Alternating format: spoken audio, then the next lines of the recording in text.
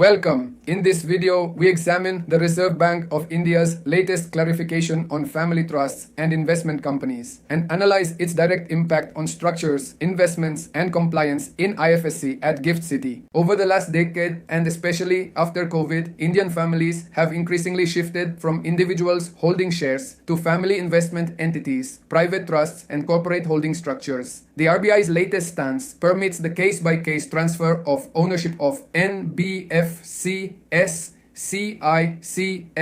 and investment companies into private family trusts, subject to trustees being family members and safeguards against change of control. The new framework clarifies four major points. First, ownership transfer is permitted, but only when trustees are family members, ensuring transparency. Second, the RBI will evaluate each transaction individually to prevent indirect takeovers. Third, the central bank is reviewing overseas investment proposals routed through trusts or holding companies. And finally, this move aims to prevent misuse of trust structures for circumventing regulatory checks. For GIFT City, which hosts aircraft lessors, fintechs, investment managers, AIFs, global capability centers, and family offices, this policy shift is extremely significant. It directly influences how promoter families structure ownership, succession, and cross-border investments through the IFSC ecosystem. The IFSC is positioning itself as India's global family office hub. RBI's move gives legitimacy to routing ownership of domestic NBFCs, CICs, or investment assets into family trusts, which in turn can establish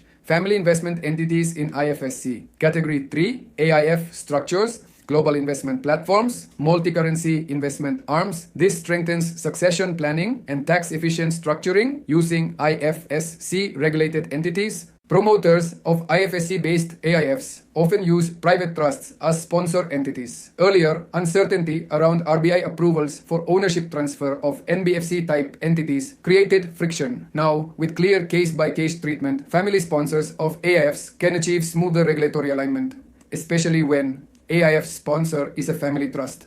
Underlying domestic holdings involve NBFC CIC assets. Trustee rotation or succession is needed. The RBI is explicitly reviewing overseas investment requests from trusts and investment companies. This is crucial for IFSC because IFSC entities are permitted to invest overseas under a liberal framework. The new clarity enables families to use IFSC investment companies, IFSC family offices, IFSC fund structures to channel global investments subject to LRS-linked or ODI-linked limits. The RBI emphasizes safeguards to prevent opaque ownership and control abuse. This means GIFT City structures involving family trusts must ensure full disclosure of beneficial ownership, no circumvention of fit and proper criteria, no layering that obscures control.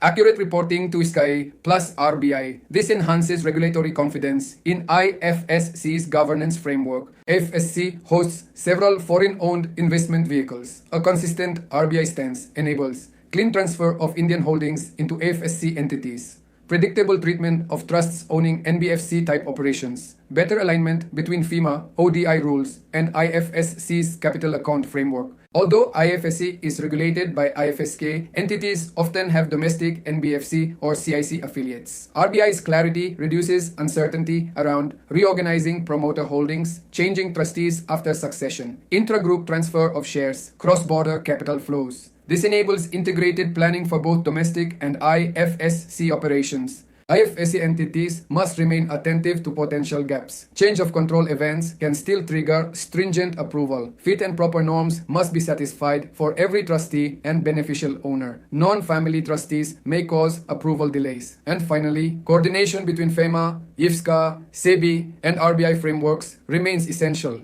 With the RBI's stance, new opportunities emerge, establishing global family trust structures anchored at IFSC, using IFSC as the base for overseas portfolio investments, setting up investment companies in IFSC for succession planning, migrating holding structures into IFSC for tax and regulatory efficiency, building multi-family office platforms within IFSC. RBI's stance opens opportunities for global family trusts, overseas investments, succession planning, and efficient holding structures at IFSC. Thank you for watching. For customized IFSC structuring or compliance support,